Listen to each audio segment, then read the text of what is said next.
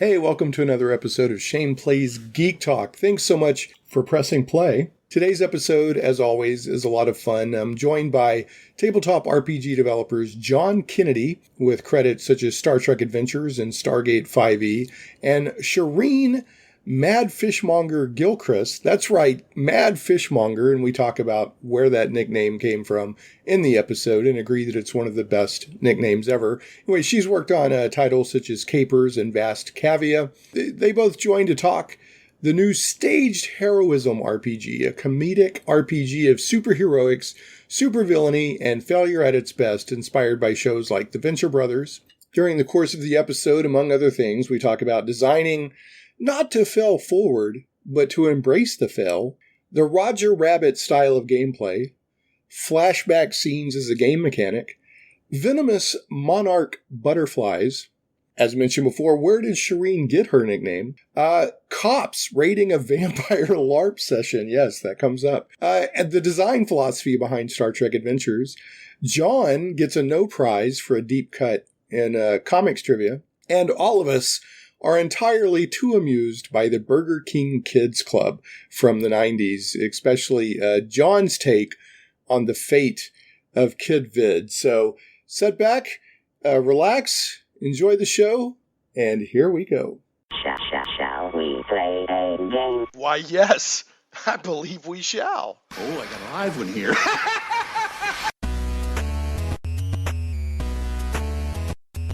Getting geeky and Little Rock, it's Shane Plays Geek Talk, a journey into the things we love. I'm your host, Shane Stacks. Thanks so much for tuning in.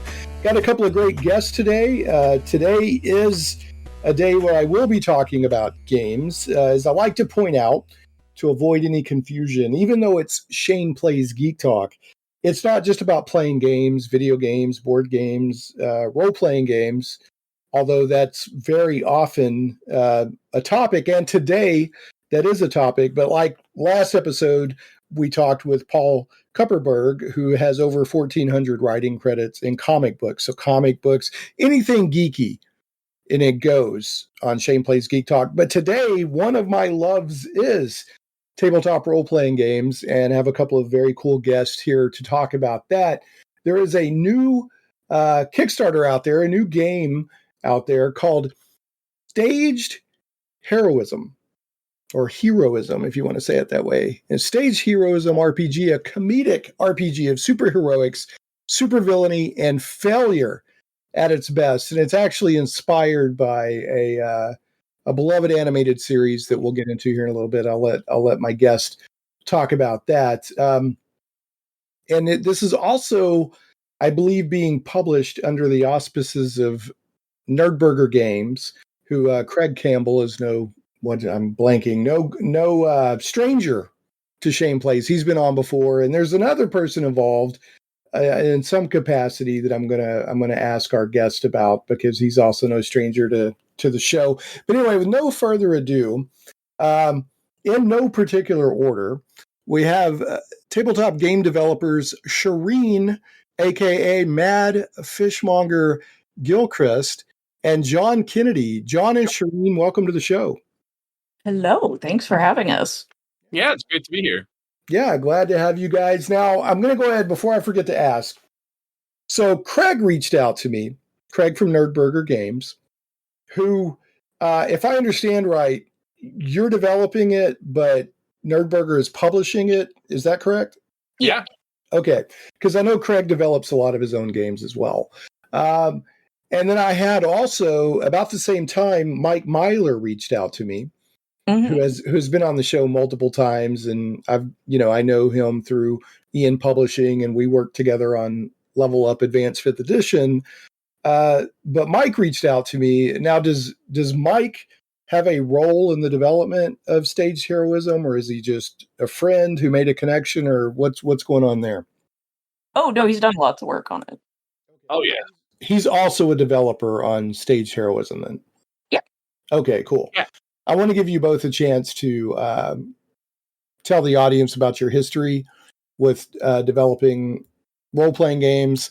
John, I looked a little bit. I know that you've done some stuff with, like, if I remember right, like Star Trek Adventures and some other stuff. So let's start with you, and then we'll move over to the Madfishmonger, Sharene. So, John, tell us a little bit about your history with developing tabletop role-playing games.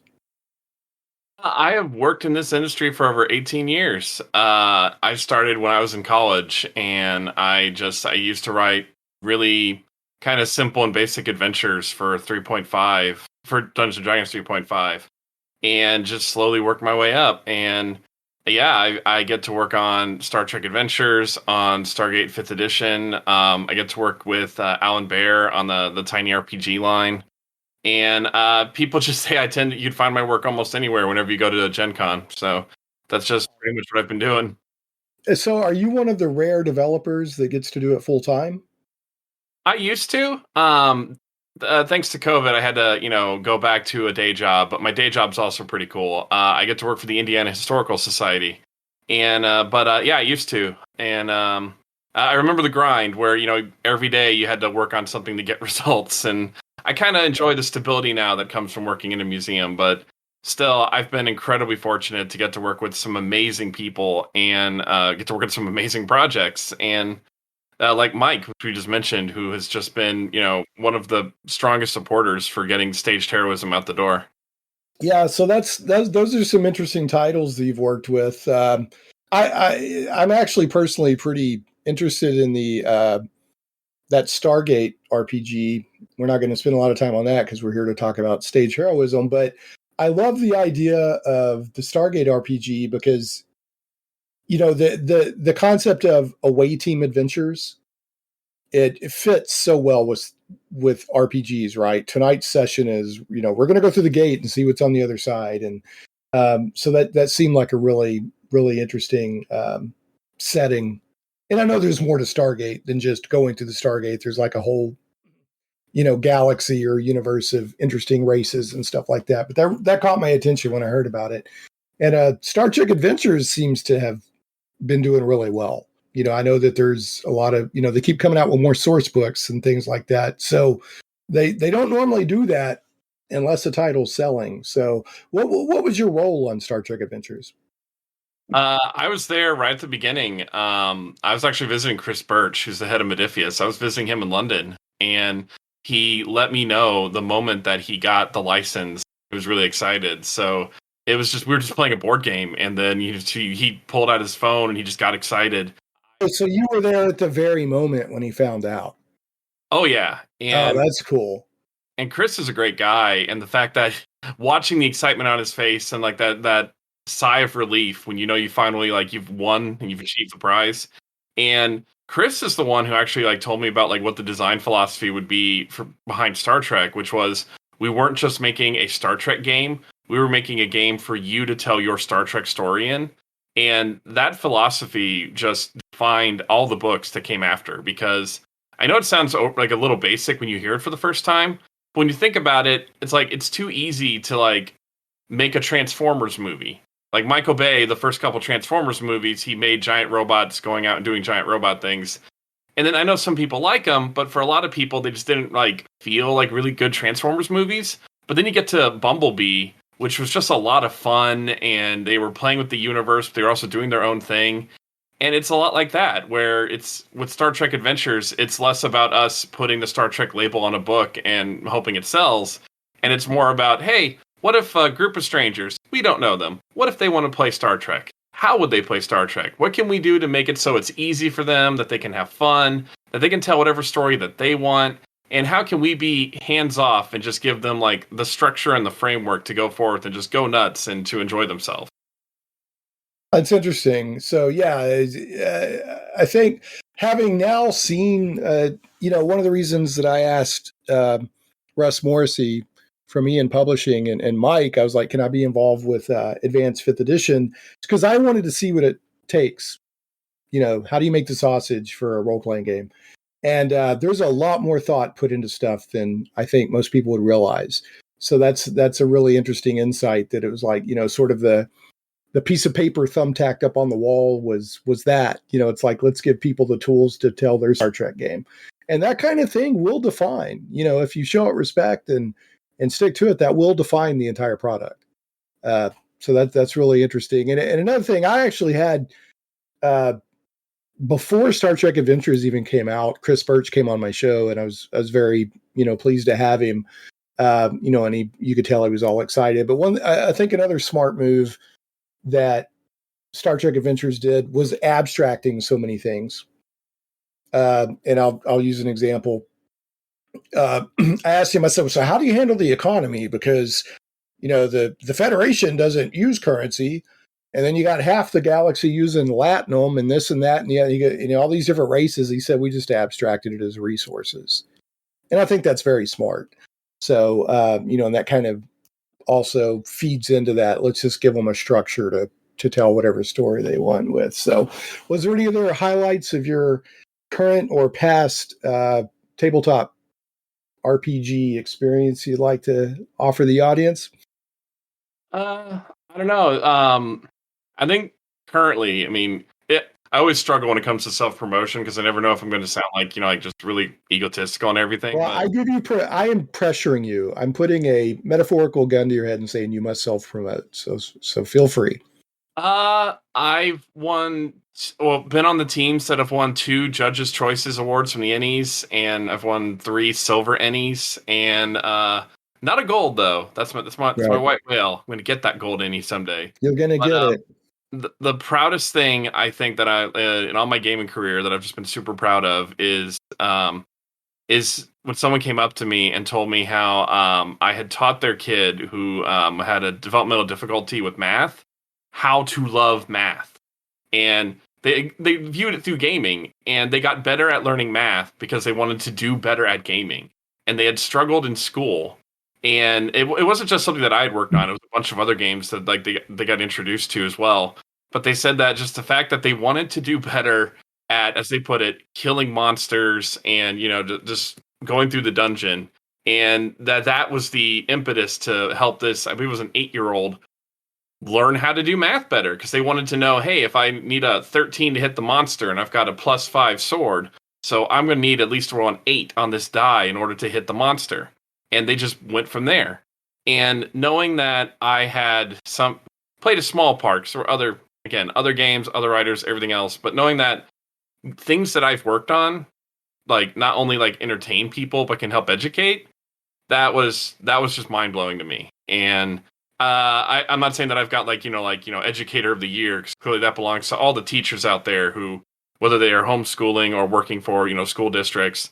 But it was just really nice to know that in some small way, I've at least helped one kid through my writing. I love that. So that's great, man. And congratulations on your awards.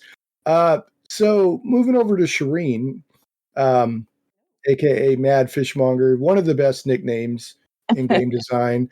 Now, that's a great nickname. It's the best. So a monger, at least one of the definitions, is somebody who sells something. Yes. So are you selling mad fish, or are you a salesperson of fish who has gone mad? Well, is there a different definition here?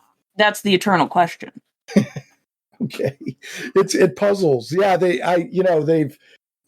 it's in philosophical textbooks everywhere. Exactly. Yeah. So it's from a book, actually. Is it? What book is that, if you don't mind sharing? The Schrodinger's Cat trilogy by Robert Anton Wilson, who is a well-known writer of psychedelia. So I've been using it since about 2001, I think, when I had a live journal. So 2001, A Fishmonger Odyssey. Yeah. Wow. Live journal is not a name. I've not heard that in such a long time. I used to have a live journal. So tell us a little bit about your history and career in game design. Well, I started out gaming ages ago, probably 94 or so, when I got into 3rd edition D&D with some people. I had some older friends while I was in high school. They were in university, and there was a gaming group, and so they got me into it. And that gaming group got a hold of the, at the time, new Vampire the Masquerade game. And I was a little goth, so that was just my jam. And in high school, I had played D&D 3.5, and then I'd also played Shadowrun, But I'd played a couple of other games as well, but I've always found them very crunchy, and I didn't like the math. I'm not a math person, so I would often get very frustrated with these games. And then, here comes Vampire LARP, and our troop, our particular group at the university, at one point was over 100 players. We were interviewed, and we had a number of visits. We even had to deal with the police at one point because they thought we were a gang, because we did hand signals to signify different things, like I'm invisible, or whatever. And it was just so funny because we invited the gang, the police who work the gang unit, to come and watch us at the game. Like, hey, we've got nothing to hide. We're just a bunch of nerds. And they came in there and they hung out with us for about, they came in looking very suspicious. And then about 5 minutes later, they were like, oh my God, these nerds. Nerds! These are the most harmless bunch of nerds I've ever, just nerd. I could just see it in their faces, And I have to ask you this though: did any of the cops come, sheepishly come back later, wanting to play? oh, sadly, but all. Yeah, didn't happen. No, it didn't happen. So did speaking of hand signals, in your LARP, did you do the rock, paper, scissors? Was that your way of randomizing the dice roll? Or I know some LARPs do that when they're, trying to work out who won. It's so useful. Whatever. It's so fast, And, sometimes you have, some gives you, a bonus or whatever. But yeah, it's so fast. And then sometimes too, one of the fun things that some our group would do would they would actually do all the testing beforehand, and then they would act out the scene. They would actually work through the result, work through some of the results, and then they got to act it out. That's interesting. I've never heard of that style before. So I've got to put on my game trivia hat real quick. So most people, if you weren't there in the 90s, it's really kind of hard to understand how big the World of Darkness games got very quickly. And from a trivia standpoint, World of Darkness did outsell D&D for a while. Yeah, so it was big. Now, did you ever do the tabletop, or were you just purely? Oh yeah, I did tabletop. I did everything, and I got really into Changeling as well. And I actually now have a huge collection of the original Changeling source books. I have to say that when Changeling came out, the first book, at the time, and it still holds up really well, but at the time, that was the prettiest. Oh, it's so pretty. Book I've ever seen. I'd never seen a book that pretty. I'd never seen a gaming book that pretty. Yeah, it was almost like an illuminated manuscript. It was really pretty, and I remember, buying it just because it was so pretty, and taking over a friend's house, and I was like, "Look, this," and he was like, "Whatever," but I was like, "This is so pretty." So, what was your first professional, or how did you get into the professional arena writing game? I had been doing a lot of just personal writing, and someone pointed out to me that there was a call for a game called O-Run, and they were giving chances to people who, they were saying, we're taking on people who haven't worked in the field before. And so a couple of people I'd been gaming with bugged me to apply, and I was like, okay. And they actually accepted me, and I was like, and it was called O-Run? Like O-R-U-N? And so I thought, sweet. And I started writing for that. Okay, so it's a post-apotheosis space opera RPG. Okay, yeah, it's really cool. Oh, the book is gorgeous. It's a really pretty book. And that ended up getting kind of delayed. There was a lot of things that happened with it. But after I started writing for it, and just sort of talking about writing for it. I can't remember how Craig was introduced to me, or I think Craig and I met through hanging out with Little Red Dot. And he heard that I was doing some writing, and he's like, "Oh, I need some writers. Do you want to write for me?" And I was like, "Yeah, absolutely. I am taking this opportunity." And he really turns out he really liked my writing, and we worked really well together. I'm seeing here that you guys, it looks like you did a lot of work with Vast Kaviya with Mike. Yeah, I actually, just so you know, I have Vast Kaviya right here on my desk. Do you really? Oh, nice. And then it looks like you've also worked on, again, with Craig at Nerdburger, it looks like the Secrets of the Vibrant Isle. That was the first book that I co-wrote, and we worked out all of the, all of the details and did everything, from a sort of base idea that Craig had, and then we went from there, and that was so much fun to write. It's so delightful. We're working on a sequel for it, actually. So I'm going to pull John back in here now that we've kind of got both of y'all's kind of backgrounds in game development and everything. But let's take it to Staged Heroism now. Staged Heroism RPG. And people can go to the show notes at shaneplays.com or just type in Staged Heroism and go to for Kickstarter. You'll find it. But it's a comedic RPG of super-heroics, super-villainy, and failure at its best. So, John, tell us what beloved cartoon out there is this the Kickstarter says that it's a love letter to and inspired by. Oh, hold on, I've got sirens in the background. Let's see if that goes away. No, I've got dogs barking. Anyway, go ahead, John. Tell us what cartoon is this inspired by?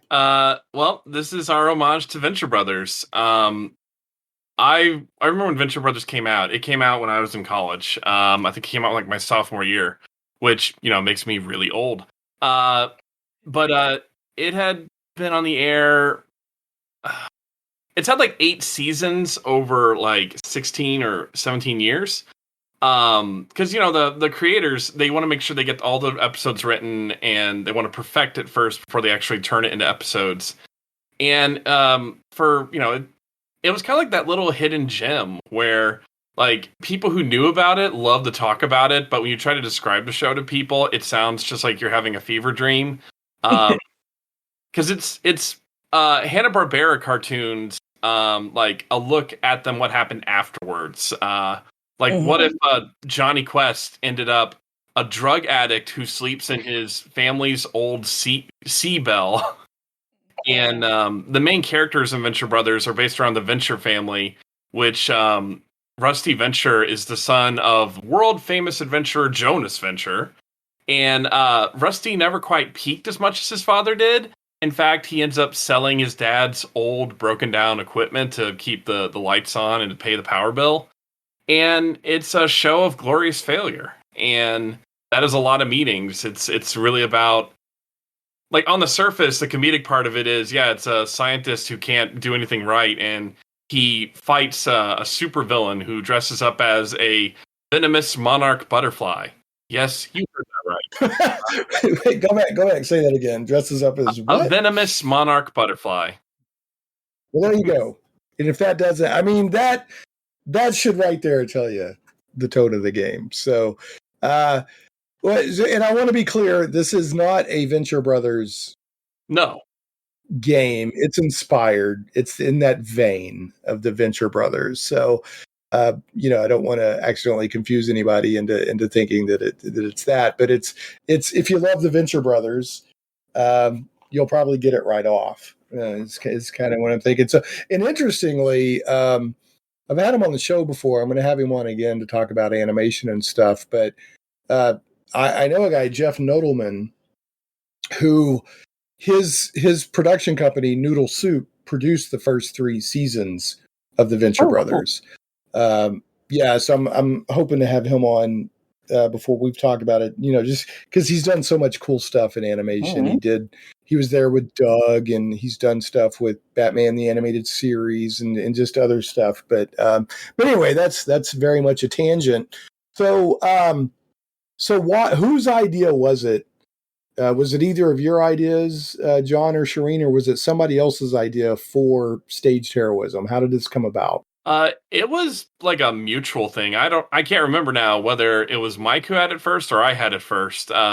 Mike and I chat just in the middle of the night because, we're both insomniacs, and I think it was during the pandemic, and we just saw the headline that Venture Brothers was finally coming to an end, and that they were giving it a movie, and like a lot of the old Adult Swim cartoons were getting like last movies to kind of like wrap them up.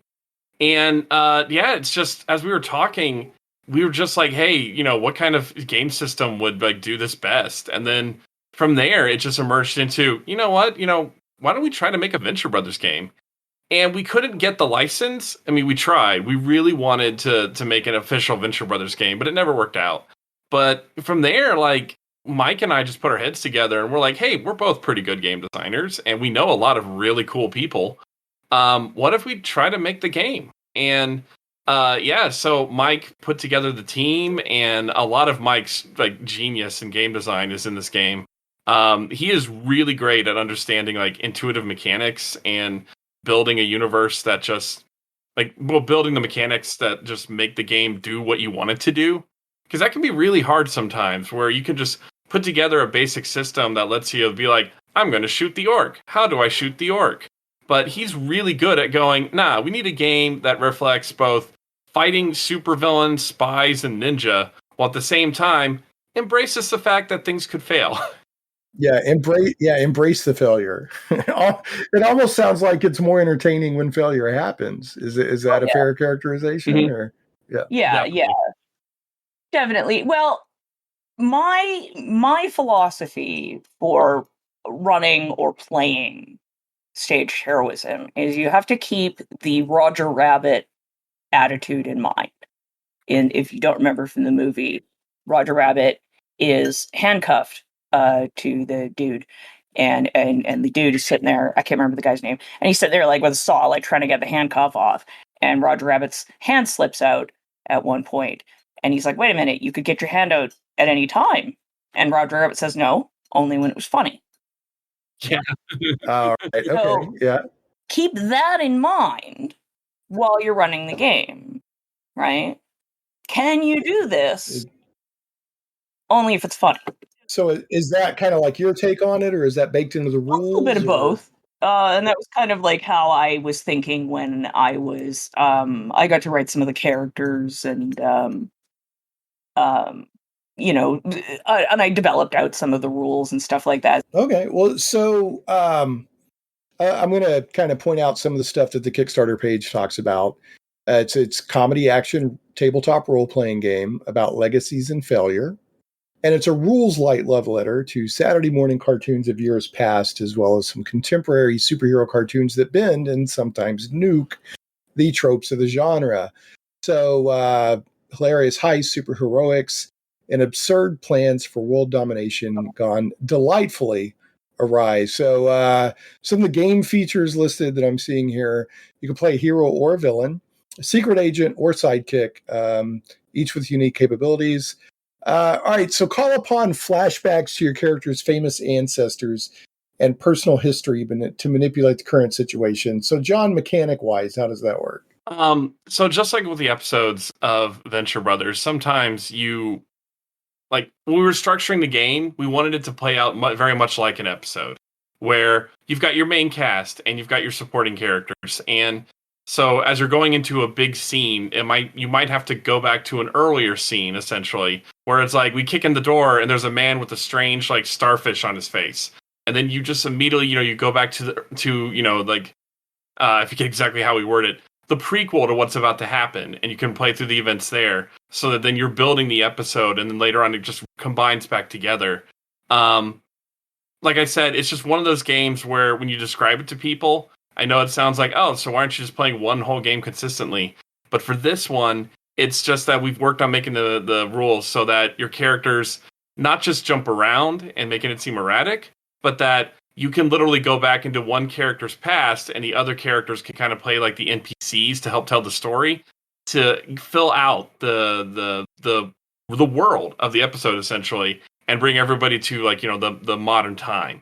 Does that make sense? It does. I'm curious, like sometimes some games, and I believe that if I remember right, that some of the 2D20 game systems have this too from Adithia's, like Star Trek Adventures or whatever, is that you can spend game currency to introduce a new fact into a scene. So would this, like if you go back and play a flashback, could you set up something that would change the current scene? I in one of the playtest sessions, we ended up having to fight these gun smugglers that were using a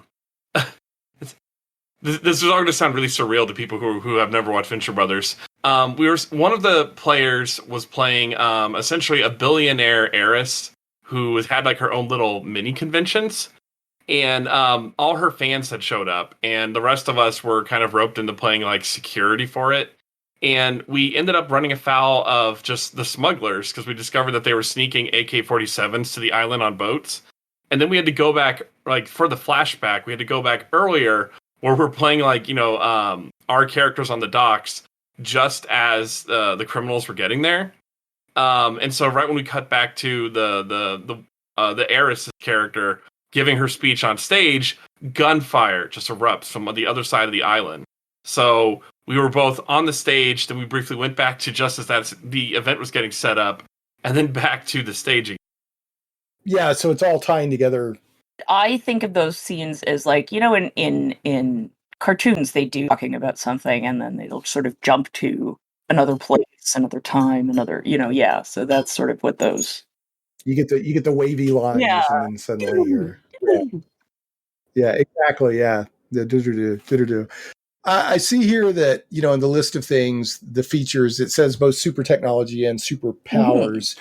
So super technology, the big death ray, the super spy, all that stuff. Superpowers, how superhero is this game? Like if somebody wants to play a, iron-jawed, superhero, is that what we're talking about with superheroes? What do we mean by that? Literally anything. Like if you can imagine it, you can play it. And so like the rules around what your powers are very open.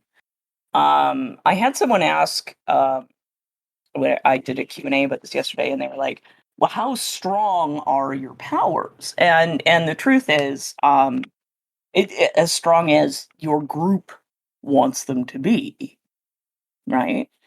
The vibe of the game is generally that you are people who don't have particularly exceptional powers. The vibe of the game is more that you're kind of the C-listers, your throws bagels from his hands guy. Okay, so let me explore that a little bit. So I love Dr. Horrible's sing-along blog. I don't know if you two are familiar with that or not, but one of the characters in there just makes stuff moist by touching it.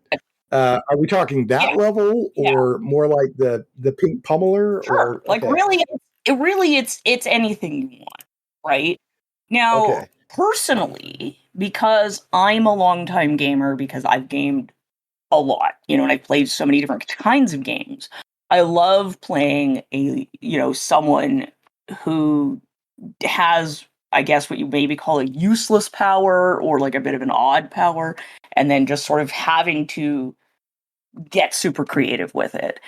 And one of the ways I was sort of describing the game is also like, when you think of a world in which there have been superpowers and superheroes and everything for a couple of generations now, this is all very normal. This is all, their organizations and people have jobs, and you can go and work at the the supervillain lab. That's a thing, right?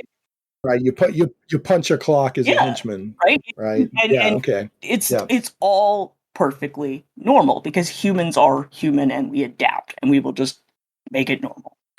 And so, what if there was a huge threat to the world? All the crazy, powerful superheroes are gone, and throws bagels from his hands guy is the only person there who can save the world. But you can imagine a useful situation. I love quote unquote broken characters because they lead you to be creative. Bagels from his hands guy. You could have a flock of killer pigeons coming, and then you just throw some bagels and everybody gets away. What was it? Man, there was that superhero movie that had all the weird superheroes in it from the 90s. Yeah, but you had the guy who was only invisible when nobody was looking. I'm seeing here one of the mechanics that y'all have is in the game is the failure bank. So this kind of addresses what I was talking about with John earlier about the ability to spend game currency to change a fact about a scene. So it looks like you've kind of combined that with failing forward, which is more and more of a popular concept in RPGs these days. So it says in Staged Heroism, you fail at things, sometimes spectacularly. So take the sting out of those failures. Each time you blow it, you build up a currency in your failure bank. You can spend points from the bank to help avoid failing when you really need to get it right. So the more you fail, you're actually statistically, objectively building up a chance to get it right at some point. Like how does that work? How many failure points do you have to have, kind of thing, or how do you get a failure point? So when we designed the game, and I'm gonna get through how the process works, but so yeah, we wanted to imitate how you could be this person where, despite your best intentions, you probably fail a lot when you're rolling your dice. I play D&D. I am just well known in my gaming group as just having really bad luck with just slinging dice back and forth. And so when you try to make your test in the game, which you do using 2d10, you have to score over a certain point, over a certain threshold in order to get a success. Well, in our game, we made it so that if you are very near to what the number is, and I don't have my notes right next to me what the average roll would need. I believe the average roll needed is 13. If you are near that, depending on what the difficulty is, then you get you fail, but you get to that's how you build up the bank slowly. And then if you go really high, then you get your normal success. You accomplish what you're trying to do. And the reason we patterned the system like that, because I know it seems really weird to kind of encourage people to fail, is not because we want to make a game that punishes people and makes it so it's unfun. Because we've all played in role-playing games where if your dice are really bad, then you're not having fun for the evening. In this one, we want to make it so that perhaps, trying to stop the supervillain, he is just whomping you left and right. You cannot get a shot in. You cannot, do anything that stops the villain. But maybe at some point when you're trying to make your checks, maybe your Ray Blast, it misses the villain. But maybe it hits the machinery behind the villain that slowly builds to an overload and then just knocks the villain out. Where eventually, you've failed so much that you succeeded at some point. You have an unintentional, success pretty much. And that's just how it's structured. And it's not meant to encourage people to fail. It's to encourage people to be like, hey, maybe you're not going to succeed your first time around, but you're probably going to succeed at some point throughout the evening, and it'll be to great success. So it's not a mechanic like try to fail you spectacularly, so the GM will assign you points. Okay. So You can re-roll something later, so maybe your failure now might lead to your success later. And that just it just a lot of times when you fail, like you said, we've all had those games where you're just rolling terribly and you just feel like you have no control, knowing that you have these dice and you have this option that you can re-roll, makes you feel like you have a little bit more say in that.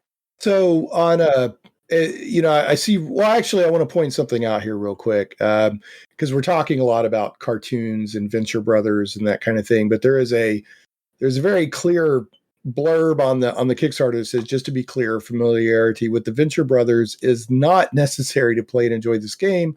You don't even need to give a crap about the TV show. So just want to throw that out there. I don't want to accidentally set this up that, you have to be familiar with that show or that kind of show to enjoy the game. I've seen Rules Light mentioned a couple of times in the description on a scale of 1 to 10, with 1 being GURPS or Rollmaster and 10 being you don't even need paper, dice, or pencils. How Rules Light like is a 3 or 4. Like you need the book, you need some dice, you need some paper. That's it. 2d10. So the basic system is 2d10. Yeah. Yep. You roll 2d10 for everything. Is that percentages or do you add them together? You add them up and that's it. It's just, it's nice. We just want to keep it nice and simple. Okay. So would you agree with that, John, that's about where it lands on the... Oh, yeah. It's not a difficult game at all. So it's not that Mike and I are afraid of designing difficult games. And when you look at like both games that Mike and I have worked on, you can see how we just like to embrace different levels of of the technical nature for games. It's just that this game, it was just more like, hey, we're here to have fun and we're here to tell funny stories. And comedy is at its best when it's not followed by a series of really staggeringly complicated and somewhat boring dice rolls.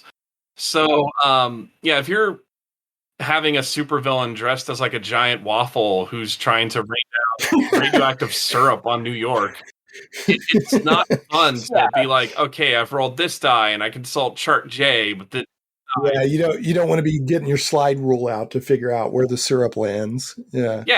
I got you. So, I almost kind of feel like that the Teen Titans Go would fit well in this. So not the regular Teen Titans, but the Teen Titans Go, which is just a lot of fun. Actually, on that note, you could do both. In fact, you could have both in the same game. In our game, I played a villain named Time Out, who I based off of Instant Replay, who was a supervillain from the Super Pro Marvel comic. And he was a very serious, grim assassin who had the superpower to stop time for 10 seconds or go back in time 10 seconds.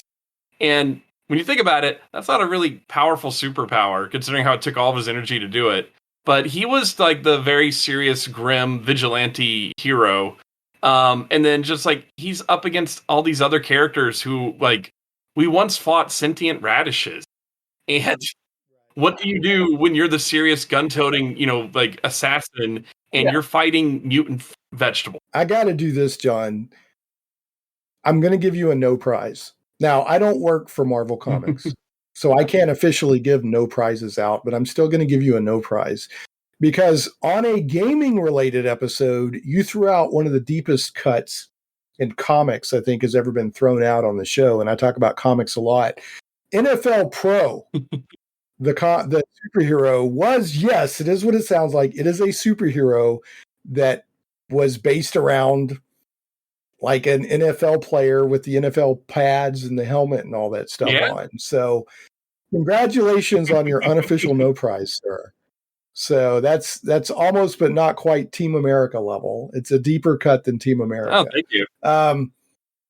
So, and I can't remember if I know Jack Kirby did some superhero football player designs. I don't know if he was involved with that. I'm thinking that he wasn't. I think it was like an actual license thing they did with the NFL. With the Eagles, I think. It's been a while, but man, that was a deep cut. So good for you. Do you see this as people just kind of get together and play it every now and then for fun? Or do you see this as an ongoing campaign style?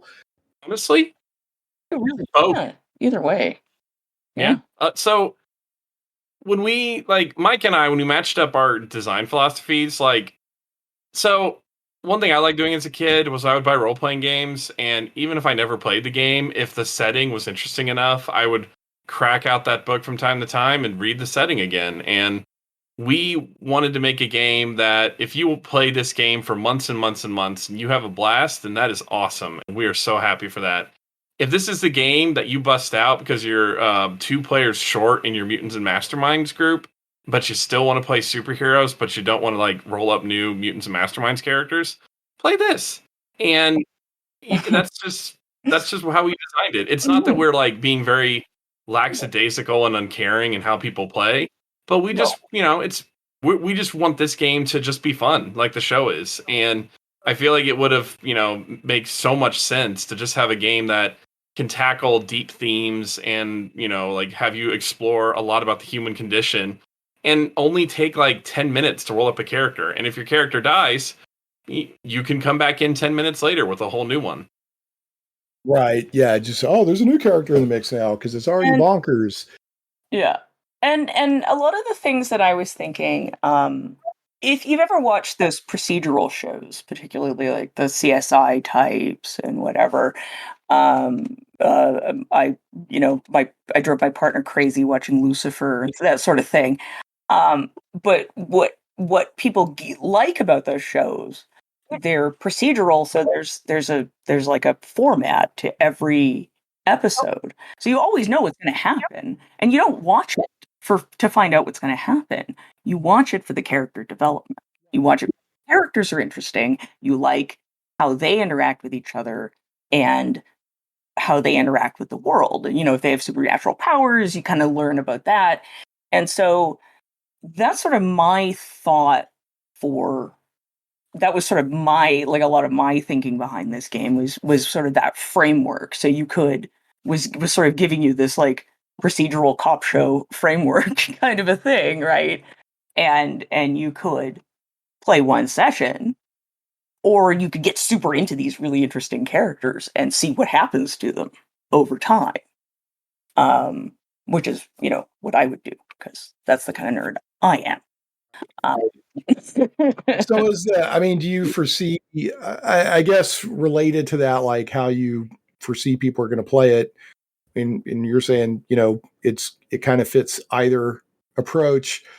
Are there plans for episodes, adventures, pre-written stuff, or is it, mainly what's in the book and, here's the tool set and have fun? What are the plans? Any plans there? So for now, we just want to get this book out. Mike and I are very excited about it, and we just kind of wanted to do a one and done approach for this Kickstarter, and we want to focus the Kickstarter around helping us make as big and as great a book as possible. And if it's super successful, then we might revisit it in the future, because there's so many stories that you can tell, and we've had so many ideas just about like what we could do with it. But for now, we just feel like just doing just this book and getting this book out to people and have this be like their window into the world, so to speak. And the nice thing about Staged Heroism is that improv is kind of key. So you can make an adventure out of anything. And even if your adventure goes into a completely silly tangent, that would totally fit the Venture Brothers aesthetic, essentially.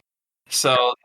And let's be honest, even though it drives DMs and GMs nuts sometimes, some of the most memorable and fun RPG sessions are where it goes like, like, how did this even happen? And, you're just off on some tangent. So let's talk about the Kickstarter a little bit. We haven't talked about that a whole lot. One thing I want to point out, we're recording in March, and this is projected to deliver in July. So it sounds like a lot of the development has already happened. Yeah. So we worked. Yeah, we worked on this during the pandemic. Mike and I and Sharene, we all had projects that kind of got paused or canceled because COVID was a major thing, and we're all like, we try to keep busy, and it's that was the time to kind of bust out ideas that just seem a little too oddball for like major studios to pick up. And it was one of those things where it kept our writing chops, sharp. And this was a work of love. And over 2 years with a couple breaks in between, we put it together, and Mike got the artwork out, and we polished the mechanics, and we ran a play test. And so, yeah, this book, it's going to be coming to print real soon. Barring any delays, we, can't. It seems like last time that I was on a Kickstarter and we talked a lot about like a book coming out, the pandemic happened, and that's why several books of Stargate got stuck on the San Diego docks. So just, I like this Kickstarter because it's very straightforward with its options. You can get a PDF for $15. You can get a soft cover for $20. That comes with a PDF. If you're a retailer, you can get multiple copies of the soft cover, or you can get a PDF, you can get a soft cover, and you get art prints. That's it. Straight and simple, and affordable, very affordable. So you've already funded first day. Congratulations. Thank you. Thank you. It was a couple hours. It was so fast. So, but we want to keep it going. And these art prints look pretty cool. So that's kind of different to see art prints as part of an RPG Kickstarter. So what was whose idea was that? I think Craig found. Oh yeah, actually, I don't think we've talked enough about Craig. Craig, he was one of the last people to come to the project, but Craig's been brilliant when it comes to marketing. And he knows everything. Yeah, and when we were talking about putting together the Kickstarter, he just had ideas of how to market it, and he had all these people ready to go to talk about for doing interviews and for streaming. And Craig was like, "Hey, we've got these art assets, and they're really good. What if we offer prints? That would be a great way for people to have their own little mementos of it, because we have some really amazing art. It's so good." And I love the piece with the guy who kind of looks like the Shredder, but he's being the crossing guard with the little stop sign for the kids. Yeah. So I got to write some of the characters for this. So we've got some pre-generated characters at the end of the book. And they are also used as examples throughout the book. To show you how to run scenes and stuff. And so the characters are featured in a couple of scenes in the book, and then they also have art. And especially as a longtime gamer, to create characters and then see them come to life. Yeah. And the artist did a couple of time-lapse videos too, where you could watch the whole thing. And I just sitting here going,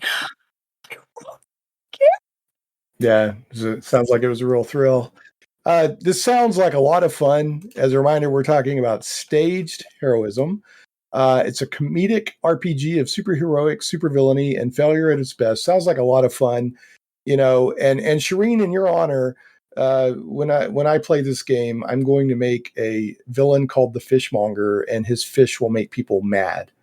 It will drive them insane. So, yes, so that will be my chuck the fish at people. That will be in Sharene's honor. So, all right, I got to do this to y'all.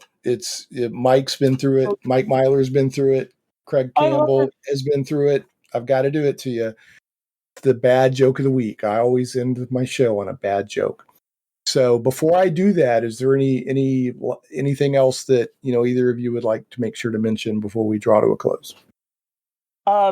If you buy this game, you get this game, and you make a character, tell me about it. I want to hear about your character. All right. What's the best way for people to do that? Oh, are you talking to me or just the listeners? On my Twitter. It's Madfishmonger. Okay. Yeah. At Madfishmonger. Sharene wants to know about your character. What about you, John? Any last minute thoughts? Not a whole lot other than I hope you love it. We did our best to make a game that's funny, but also engaging. It's got so many great villains in there, and heroes. My favorite is Kid Mac, who's the last survivor of a team of teenage superheroes, and he's based around the teenage adventures from the old Burger King Happy Meals. It's I don't remember those guys or that team. I got to look this up now. Yeah. Hold on. And if anything, next time you see Mike, remember that Mike had to sit through line after line of me pitching jokes at him for writing into the book. So he heard a lot of the good ones that are in the book, but a whole lot of bad ones. So a lot of patience.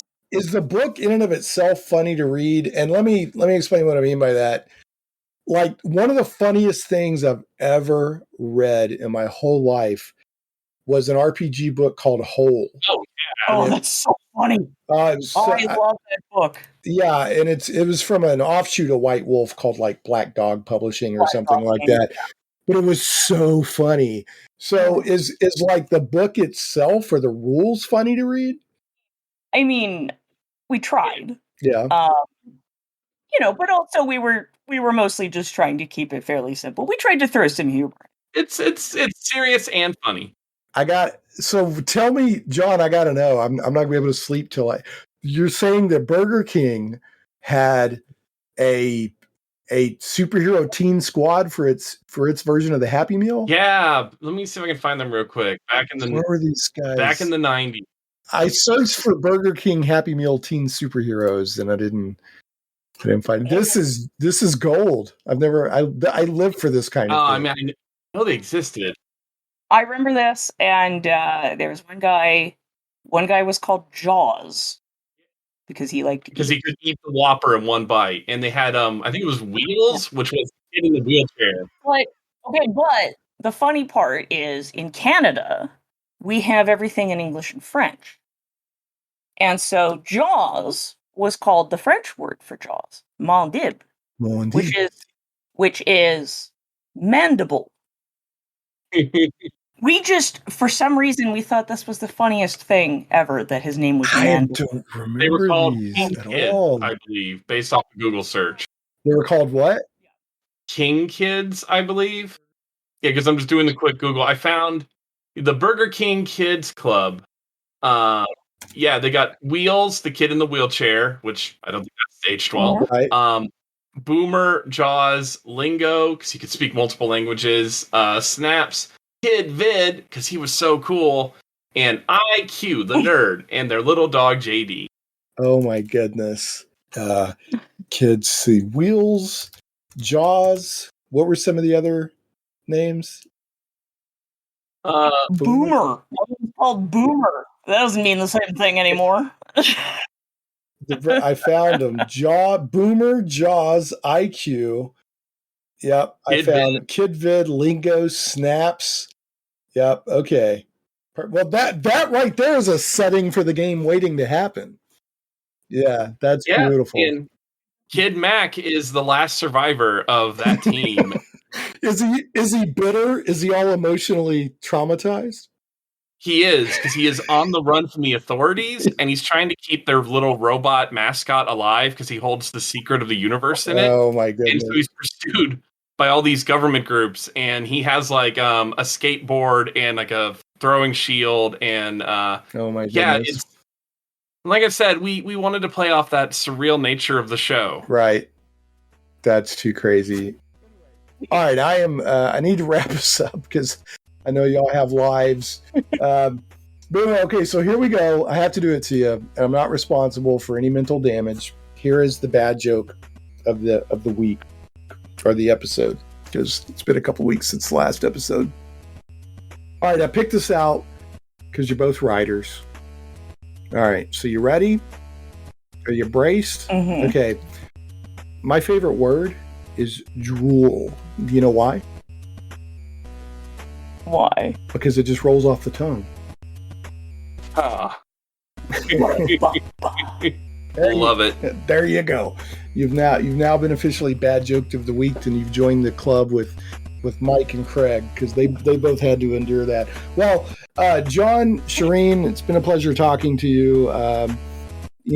Congratulations on already funding. I hope that it continues to fund well, gets out there. It sounds like a really fun game. So I appreciate both of your times and tonight, and I wish you nothing but success in the future. Thank you very much. You too. All right, that's a wrap for this episode. Thanks so much for listening, and we'll catch you next time on Sharene Plays Geek Talk. Thanks so much for listening to Sharene Plays Geek Talk. I certainly hope you enjoyed this journey into the things we love. For your convenience, show notes with helpful links for each episode can always be found at shaneplays.com. You can catch the podcast in several places, including on the blog at shaneplays.com, iTunes, Google Play Music, Stitcher, Podbean, Amazon Music, Verbal, YouTube, and more. Shane Plays is also carried on sci-fi.radio. Sci-fi.radio is sci-fi for your Wi-Fi. SCIFI.radio. If you like what you hear and would like to support Shane Plays Geek Talk, you can do so for as little as $1 per episode on Patreon at patreon.com/ShanePlays. Thanks again for listening, and we'll see you next time. Stay geeky, my friends.